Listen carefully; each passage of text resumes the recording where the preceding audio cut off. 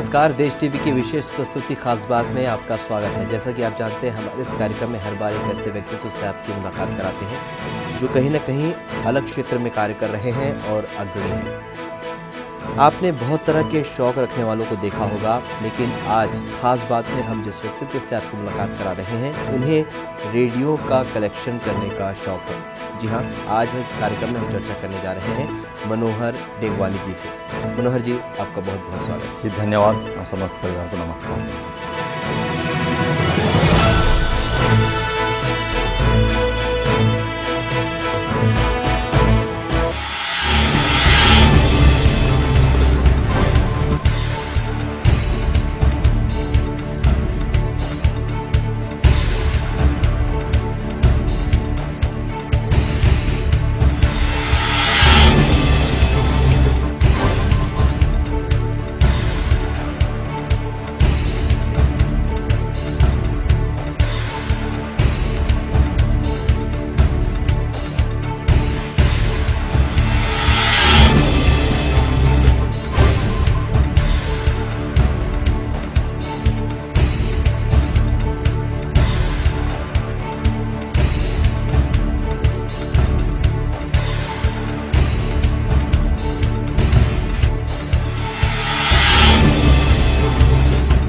मनोहर जी से तमाम विषयों पर चर्चा होगी। उनके अजीबोगरीब शौक के बारे में हम उनसे चर्चा करेंगे, किस तरीके से शुरुआत हुई और अब वो किस तरीके से इस शौक को आगे बढ़ा रहे हैं या क्या सोच लेकर आगे चल रहे हैं।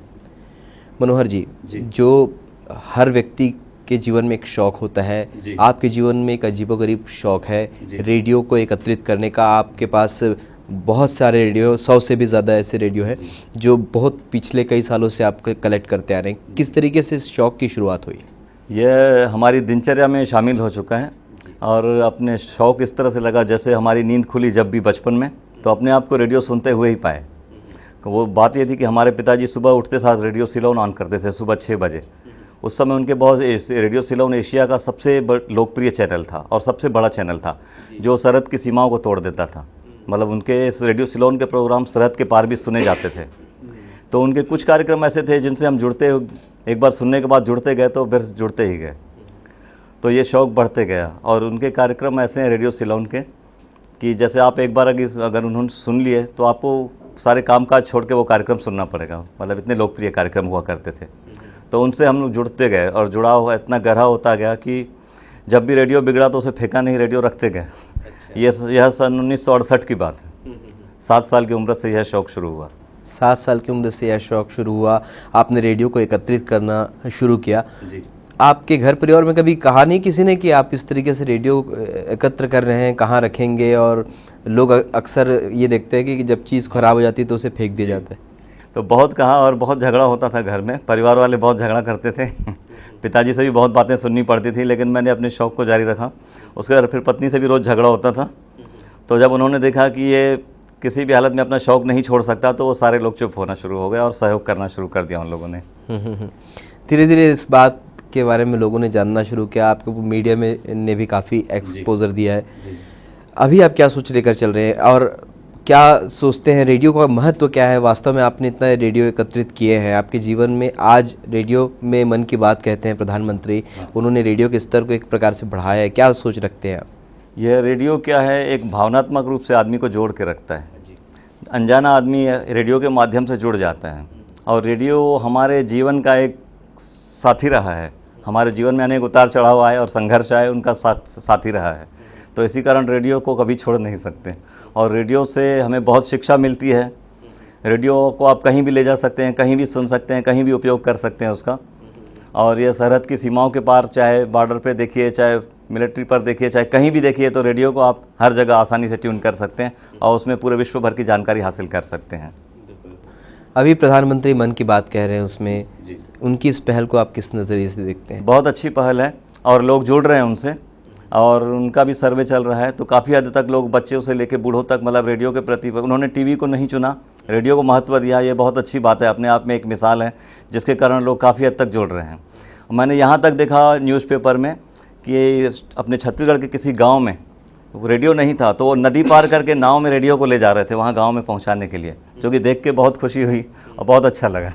आप क्या सोचते हैं, क्या रेडियो आज भी एक सशक्त माध्यम है अपनी बातें रखने का? टेलीविज़न का दौर है, सैटेलाइट चैनल इतने सारे हैं, प्राइवेट चैनल इतने सारे हैं। टीवी चैनल अपनी जगह है, रेडियो अपनी जगह है, रेडियो का महत्व अपनी जगह बरकरार है। आज भी रेडियो अपनी जगह चल रहा है और रेडियो फ्रिक्वेंसी तो कभी ख़त्म नहीं हो सकती, क्योंकि जो रेडियो फ्रिक्वेंसी है उसी से अपना मोबाइल चल रहा है, वायरलेस चल रहा है, टीवी में ऑडियो आ रहा है। यदि रेडियो फ्रिक्वेंसी ही ना हो तो टीवी में ऑडियो नहीं आ सकता, मोबाइल नहीं चल सकता। तो इसलिए रेडियो का महत्व तो कभी ख़त्म हो ही नहीं सकता। अब आपके शौक़ की बात करें, आपके पास इतने सारे रेडियो के कलेक्शन हैं, ये कौन कौन से सन से हैं और कौन कौन से मॉडल आपके पास होंगे? इसमें हमारे यहाँ 1947 से लेकर आज तक का मॉडल है। और इसमें सबसे पहला रेडियो जो है वो विभाजन के दौर का है, जिसमें भारत का पूरा नेटवर्क प्रिंट किया हुआ है, जिसमें ब्रिटिश गवर्नमेंट के समय भारत के जो अधीन देश थे, जैसे भारत, नेपाल, भूटान, बांग्लादेश, श्रीलंका, ये 7 देश थे, 7 देश का नेटवर्क उसमें प्रिंट है डायल में।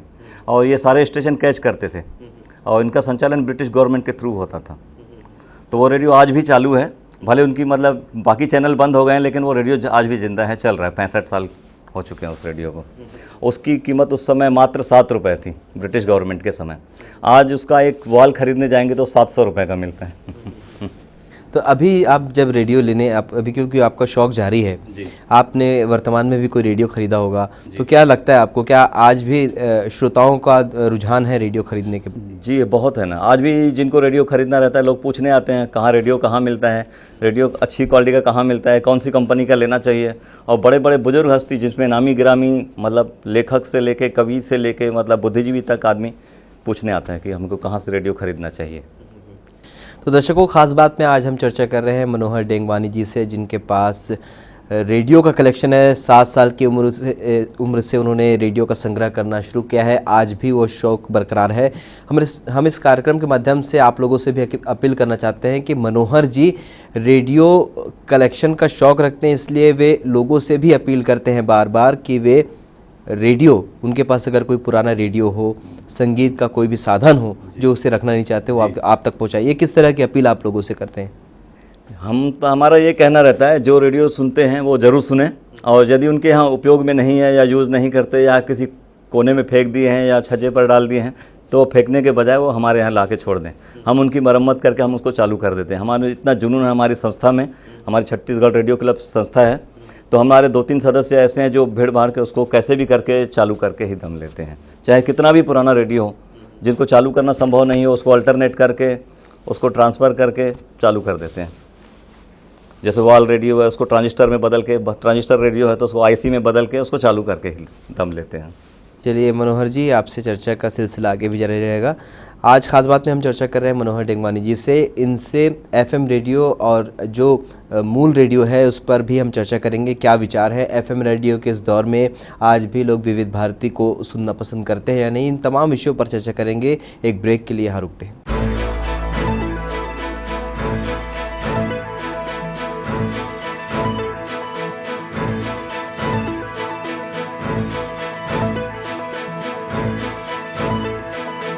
ब्रेक के बाद हमारी विशेष प्रस्तुति ख़ास बात में आपका स्वागत है। ख़ास बात में इस बार हम चर्चा कर रहे हैं मनोहर डेंगवानी जी से, जो अपने अजीबोगरीब शौक़ के कारण चर्चा में हैं। उन्हें रेडियो एकत्रित करने का शौक़ है। 7 साल की उम्र से वे लगातार रेडियो एकत्र कर रहे हैं।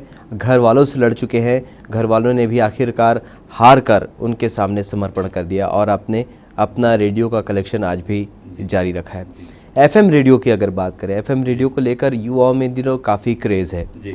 आप लोग पुराने दौर के लोग, आप लोग रेडियो सिलोन सुनते रहे हैं और विविध भारती सुनते हैं, क्या फ़र्क महसूस करते हैं आज एफएम रेडियो में और दूसरे जो मूल रेडियो जिन्हें कहा जाए? पहले के रेडियो में जो है वो पुराने गाने सुना करते थे और बुजुर्ग लोग पुराने गीतों और पुराने कार्यक्रमों की वजह से जुड़े हुए थे, जो एक दूसरे को जोड़ते थे। और आज का अंतर यह है कि नई पीढ़ी में कुछ जो फैंसी गाने हैं, नई पीढ़ी उनको पसंद करती है। तो कहने का मतलब क्या है, एफएम के माध्यम से ही सही, लेकिन नई पीढ़ी भी रेडियो से जुड़ते जा रही है, कभी मोबाइल के ज़रिए या एफएम के ज़रिए। और कुछ हमारे जैसे पुराने चैनल है, विविध भारती चैनल भी अपने एफएम के माध्यम से शुरू हो गए, तो रेडियो का ऐसे लग रहा है पुनर्जन्म हो गया और घर घर रेडियो वापस पहुंचना शुरू हो गया। बस रेडियो वही चल रहा है आज भी, लेकिन उसका स्वरूप बदल गया है।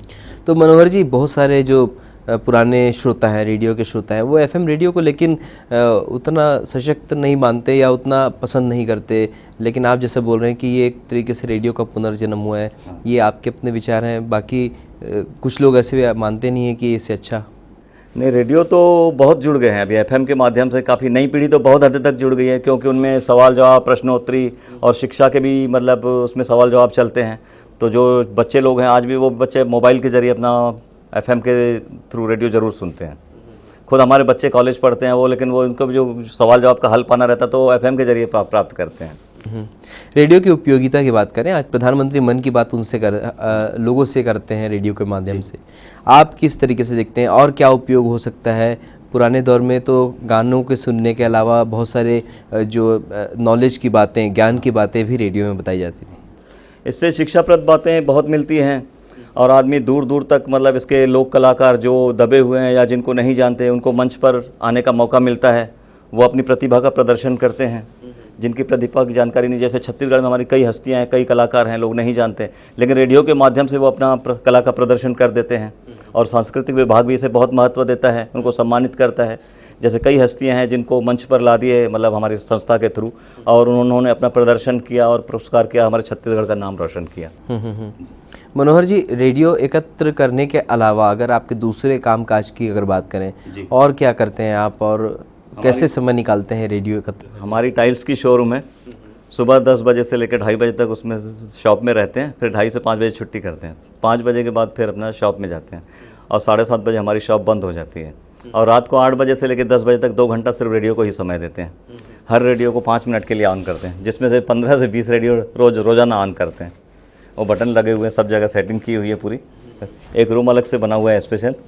तो कोई भी जैसे दूर दूर से लोग देखने आते हैं तो बहुत ताजुब करते हैं, और कई अपनी यादों में खो जाते हैं रेडियो देखने के बाद कि यह तो रेडियो हमारे पिताजी सुना करते थे। कोई कहता है यह रेडियो हमारी माताजी को मिला था, दहेज में मिला था। कोई कहता है कि यह हमने अपनी बहन को दहेज में दिया था। तो लोग देखते देखते कई की आंखों में आंसू आ जाते हैं। तो रेडियो के लिए अभी भी आप समय निकालते हैं? जैसे दुकान की बात आपने बताया कि क्या रेडियो को हमेशा चालू करना ज़रूरी है, जो प्रक्रिया आप करते हैं? उनको रेडियो को चालू करना बहुत ज़रूरी है। क्या है, जैसे अपन नहीं करेंगे, जैसे हफ्ता 10 दिन तक नहीं किए तो उसमें कार्बन आ जाती है, और कार्बन की वजह से खरखराहट होने लगती है। तो अगर यदि अपन 5 मिनट चालू करते हैं तो वो रेडियो बराबर आपका काम करता रहेगा और बिगड़ने की गुंजाइश नहीं रहती। और बाकी छोटे मोटे जैसे फॉल्ट आते हैं तो वो हम स्वयं रिपेयर कर लेते हैं। और सुनते सुनते मतलब सीख भी लिया बनाने। सुनते सुनते आपने बनाना सीख लिया। आपने बताया कि आपके पास एक ग्रुप है। आपके पास अगर कोई भी व्यक्ति ख़राब रेडियो भी ला के देता है, आप उसे बना के रख लेते हैं। आपके पास जो संकलित रेडियो हैं, वो क्या सारे रेडियो अभी चालू अवस्था? जी हाँ, अभी 374 रेडियो हैं और सारे रेडियो चालू हालत में। और प्रत्येक रेडियो की अपनी अलग अलग विशेषता है। कोई वॉल रेडियो है, तो कोई ट्रांजिस्टर प्लेट वाला रेडियो है, तो कोई AC/DC वाला रेडियो है, और कोई IC प्लेट से वर्तमान में जो चलते हैं, IC सिस्टम से ऑडियो आता है, वो रेडियो है। मतलब सारी टेक्नोलॉजी के रेडियो लगभग हैं। आप रेडियो कलेक्शन, आपने इतना रेडियो एकत्र किया है, आगे क्या सोच लेकर चल रहे हैं? आपने Limca book of world record के लिए भी आवेदन किया हुआ है। हाँ, लिम्का बुक में जा चुका है नाम जी। जी, तो आगे क्या सोच लेकर चल रहे हैं? अब आगे यही सोच है, इसको आगे और बढ़ाना है। तो जिसमें हमारी संस्था हमें प्रोत्साहन करती है। इसके अलावा कई जैसे ऊंचे अधिकारी से लेकर मंत्री स्तर के लोग हमारे कलेक्शन को देखने आते हैं। वो देखने के बाद बहुत खुश हो जाते हैं, तो हमारा मनोबल बढ़ाते हैं, या फिर वो कोई गिफ्ट ला कर देते हैं तो हमारा उत्साह और दुगना हो जाता है। कभी कभी लगता है छोड़ देंगे, लेकिन जब कोई केंद्रीय मंत्री या प्रादेशिक मंत्री आकर उसको देखता है, अवलोकन करता है और पुरस्कार देता है, तो हमको बहुत खुशी होती है, हमारा उत्साह बढ़ जाता है। तो लगता है इसको तो जब तक सांस है तब तक संभाल के रखे रहेंगे। तो ये रेडियो करते रहेंगे। आपने जैसे बताया कि आपको बहुत सारे विशिष्ट जनों से भी मुलाकात करने का मौका मिला है, तो क्या ये रेडियो एकत्र करने के शौक़ की वजह से आपको ये मौका मिला है? हाँ, रेडियो के शौक़ की वजह से ही मुलाकात हुई है इन लोगों से, बड़ी बड़ी हस्तियों से। क्योंकि ये भी बताते हैं कि अपने दौर की बातें कि हमने ये रेडियो सुना है, अरे ये रेडियो तो मेरे पास था। अब जैसे इलाहाबाद के एक सांसद आए थे, धनंजय कुमार सिंह, उन्होंने देखा, बोले आज जब मैं रेडियो के बारे में सुना तो मुझसे रहा नहीं गया, तो मैं सारा समय निकाल के आपके यहाँ रेडियो देखने आया हूँ। तो बहुत खुशी होती है देख सुन के। और अपने प्रदेश के स्कूली शिक्षा मंत्री सत्यनारायण शर्मा भूतपूर्व, उन्होंने अपना एक हमारे नाम से विशेष मतलब प्रोग्राम रखा था रेडियो के नाम से ही। तो वो अपने किस्से सुनाते हैं, उसमें बहुत रोचक वाक्य जुड़े रहते हैं। तो उन्होंने अपना एक किस्सा सुनाया, बोले हमारे महंत जी एक बार बोले कि सत्यनारायण, बोले सत्तू, उनको सत्तू भैया बोलते हैं, तो बोले सत्तू एक मेरे लिए रेडियो ला देना। तो मैंने पूछा रेडियो कौन सा ला दूँ, तो बोले रेडियो सिलोन लेके आना। तो असल में लोग हंसने लगे ज़ोर ज़ोर से, क्योंकि रेडियो सिलोन तो होता नहीं। उनके कहने का तात्पर्य ये था कि जिसमें रेडियो सिलोन बजता हो वही रेडियो ला कर देना। रेडियो सिलोन तो एक स्टेशन है वास्तव। हाँ, एक स्टेशन का नाम है। तो उस समय लोग रेडियो सिलोन इतना लोकप्रिय था कि लोग रेडियो का नाम ही रेडियो सिलोन रखते थे कि जिसमें रेडियो सिलोन बजना चाहिए। तो ख़ास बात में आज हम चर्चा कर रहे हैं एक ऐसे व्यक्तित्व से जिन्हें रेडियो एकत्रित करने का शौक़ है। मनोहर जी, चूँकि बात हमारा जो कार्यक्रम अंतिम दौर में है, हम चाहते हैं कि हम आज के जो युवा हैं, जो बहुत सारे माध्यम से अपना मनोरंजन करते हैं, ज्ञान की बातें लेते हैं, जिसमें टीवी भी है, जिसमें इंटरनेट है, जिसमें फेसबुक है, व्हाट्सएप है, इतने सारे माध्यम जब युवाओं के पास है, तो अब किस तरीके से आप आम जन से या लोगों से या युवाओं से अपील करेंगे कि वे रेडियो से जुड़े, क्योंकि प्रधानमंत्री खुद अपने मन की बात रेडियो से कर रहे हैं। रेडियो से तो जुड़ने का सवाल ऐसा है कि आज भी लोग रेडियो से जुड़े हुए हैं। सिर्फ शहरी क्षेत्रों में ऐसा लगता है कि रेडियो से लोगों का कटाव हो गया, लेकिन आज भी 70% आबादी रेडियो सुनती है, क्योंकि उनके ख़तों से आप जिस रेडियो के 4 चैनल चलते हैं सबसे बड़े, radio Ceylon, all India radio Urdu service, विविध भारती, आकाशवाणी, ये 4 चैनल आज चलते हैं। आप इन 4 चैनल की 3 सभाएं होती है, और 3 सभाओं में आप देखिए कि दिन भर ख़तों का पढ़ना जारी रहता है, दिन भर हेलो फरमाइश, फ़ोन नहीं लग पाता आदमियों का। तो इससे अंदाज़ा लगता है कि लोगों में रेडियो की प्रति कितनी दीवानगी है आज भी, कि कितना लोग चाव से रेडियो सुना करते हैं। तो हमारे युवाओं को भी आज समझने की ज़रूरत है रेडियो के महत्व। जी बिल्कुल। चलिए मनोहर जी, आप हमारे स्टूडियो में आए और इतने अहम चर्चा में आपने हिस्सा लिया, इसके लिए आपका बहुत बहुत धन्यवाद। बहुत बहुत आपका शुक्रिया और हमारी शुभकामनाएं हैं। आप इसी तरीके से रेडियो एकत्रित करें। हम अपने दर्शकों से एक बार फिर अपील कर दें कि यदि आपके पास भी कोई ऐसे पुराने रेडियो या संगीत से जुड़े ऐसे वाद्य यंत्र हैं जिन्हें आप नहीं रखना चाहते हैं, तो मनोहर डिंगमानी जी आपके लिए खड़े हैं। वो उस यंत्र को बनाकर अपने पास सहेज कर रखेंगे। खास बात के अगले अंक में कैसे व्यक्तित्व से आपकी मुलाकात कराएंगे। तब तक के लिए दीजिए इजाज़त। नमस्कार।